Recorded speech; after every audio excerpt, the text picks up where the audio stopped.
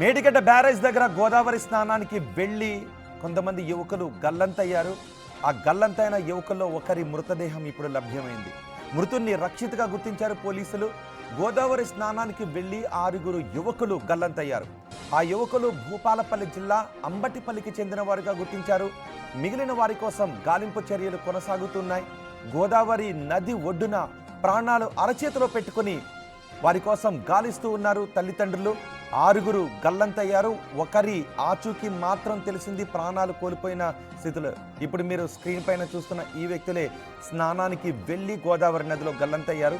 ఇటీవలి కాలంలో ఈత సరదాతో నదుల దగ్గరకు చెరువుల దగ్గరకు వెళ్ళి ఈత రాక అక్కడ ఊబిలోనో ఇసుకలోనో కూరుకుపోయి చనిపోతున్న వాళ్ళ సంఖ్య పెరుగుతుంది. నిన్న కూడా మనం చూసాం, తండ్రి కొడుకులు ఇద్దరు కూడా నదిలో ప్రాణాలు కోల్పోయారు. కుమారుడు నదిలో స్నానానికి దిగిన తర్వాత అతను నదిలో కొట్టుకుపోతుంటే కాపాడటానికి వెళ్ళిన తండ్రి కూడా గల్లంతయ్యాడు. ఇప్పుడు ఇక్కడ 6 ఈ గోదావరిలో గల్లంత కావడం అత్యంత విషాదకర ఘటన. వాళ్ళ కుటుంబ సభ్యులు ఆ గోదావరి ఒడ్డున రోధిస్తూ ఉన్నారు. ఒకరి మృతదేహం మాత్రం లభ్యమైంది. దయచేసి బిగ్ టీవీ మీ అందరికీ కూడా చెప్తూ ఉంది, మీకు ఈత రాకపోతే దయచేసి గోదావరిలు, నదులు, చెరువుల్లోకి వెళ్ళి ఈత సరదాను తీర్చుకోవడానికి ప్రయత్నం చేయకండి. ప్రాణాలు కోల్పోయే అవకాశం కూడా ఉంటుంది. మా ప్రతినిధి వేణు ఉన్నారు వరంగల్ నుంచి పూర్తి సమాచారం అందించడానికి. వరంగల్ గోదావరిలో గల్లంతైన వారి కోసం చేస్తున్న గాలింపు చర్యలు ఎంతవరకు వచ్చాయి?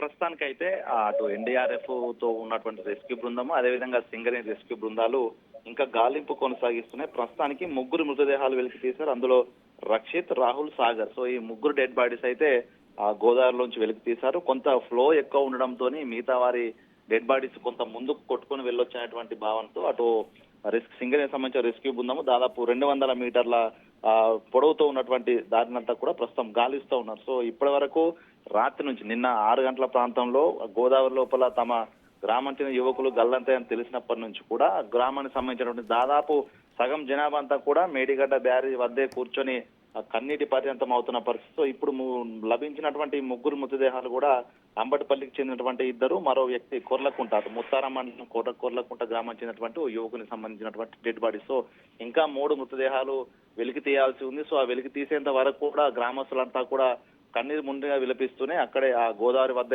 విలపిస్తున్న పరిస్థితి కనిపిస్తూ ఉంది. ఇప్పటి వరకు ఈ 6 సంబంధించి కూడా అందరూ 20 ఏళ్ల లోపు వయసున్న వాళ్ళు కావడం, అందులో 2 సో ఒక అన్న చెల్లెలకు సంబంధించినటువంటి కొడుకులు కావడంతో కూడా పూర్తిగా అటు ఒక దాదాపు 8 ఫ్యామిలీలకు సంబంధించినటువంటి వాళ్ళు ఈ 6 అంతా కూడా. సో వాళ్ళంతా కూడా ప్రస్తుతం రాత్రి నుంచి తిండి దిగాన మానేసి కూడా అక్కడనే ఉంటూ బోర్న విలిపిస్తున్నారు. సో అదంతా ఒక హృదయ విదారక ఘటన ప్రస్తుతము మేడిగడ్డ బ్యారేజ్ అయితే ప్రస్తుతం కనిపిస్తోంది. ఇక మిగతా 3 మృతదేహాలు ఈ రోజు సాయంత్రం వరకు వెలికి తీస్తామని చెప్తున్నారు. ఒకవేళ ఆ వాటర్ ఫ్లో కనుక బ్యారేజ్ వద్దకు పోయి ఉంటే మాత్రం బ్యారేజ్ అడుగు బాగాన పూర్తిగా బురదమయమై ఉంటుంది కాబట్టి అందులో చిక్కుని పోతాయి. సో అది కనుక జరిగితే మృతదేహాల వెలికి తీత కొంత ఆలస్యమయ్యే అవకాశం అయితే కనిపిస్తోంది. ఏదేమైనా అసలు ఏం జరిగింది ఆ సమయంలో? వాళ్ళు మునిగిపోతున్న సమయంలో ఏం జరిగింది? ఎవరైనా చూసారా ఆ సమయంలో?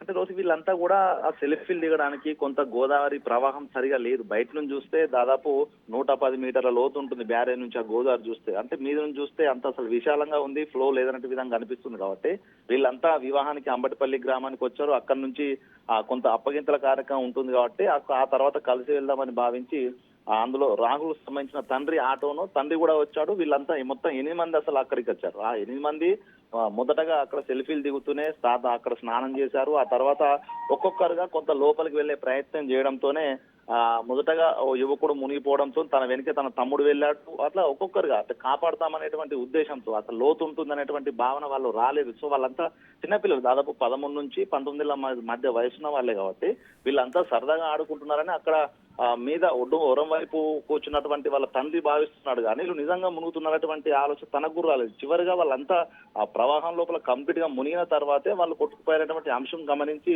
వెంటనే అక్కడ వాళ్ళని పిలిచే ప్రయత్నం చేశారు. కానీ అప్పటికే ఈ ఘోరం జరిగిపోయింది. అంటే వీళ్ళంతా సరదా కోసం వెళ్ళిన వాళ్ళంతా కూడా పోతే ఈత రాదు, ఎవరికి కూడా ఈత రాదు, సరదా కోసం వెళ్ళారు. అసలు అదంతా ఒక మనిషి మునిగే లోతు లేదనేటువంటి భావనలో వాళ్ళన్నారు కాబట్టి అనుకోకుండా ఈ ప్రమాదం అయితే జరిగింది. సో రెస్క్యూ అక్కడ గజ ఈతగాళ్ళు వాళ్ళంతా చేరుకునేసరికి మొత్తంగా 6 అందులో గల్లంతయ్యారు. ఒక యువకుడిని మాత్రము రక్షించడం జరిగింది. సో ఇప్పటి వరకు కూడా ఆ మిగతా 3 మృతదేహాలకు సంబంధించి ఇంకా గాలింపు అయితే కొనసాగుతుంది. సో ఇట్లా అంటే ఒక వినోద కార్యక్రమం ఒక ఫంక్షన్ కోసం వచ్చి వీళ్ళంతా కూడా ఇంకా సరదాగా కోసం అని చెప్పి వెళ్ళినటువంటి వ్యక్తులు రైట్. ఇలా పూర్తిగా అటు మృతదేహాలుగా మారడంతో కూడా కంప్లీట్ గా ఒక పెళ్లి జరిగిన ఇంట్లో కూడా పూర్తి ఒక విషాచాలు అయితే ఉన్నాయి ఈరోజు. రైట్ వేణు, ఈత సరదా 6గురి ప్రాణాలను పొట్టన పెట్టుకుంది. దయచేసి ఈత రాకపోతే గోదావరిలో లోతైన చెరువుల దగ్గరికి ఈత సరదా తీర్చుకోవటానికి దయచేసి వెళ్ళొద్దు. ఇప్పటికీ ఎంతోమంది ప్రాణాలు కోల్పోయారు. ఇప్పుడు మరో 6గురు కూడా మేడిగడ్డలో ప్రాణాలు కోల్పోయారు.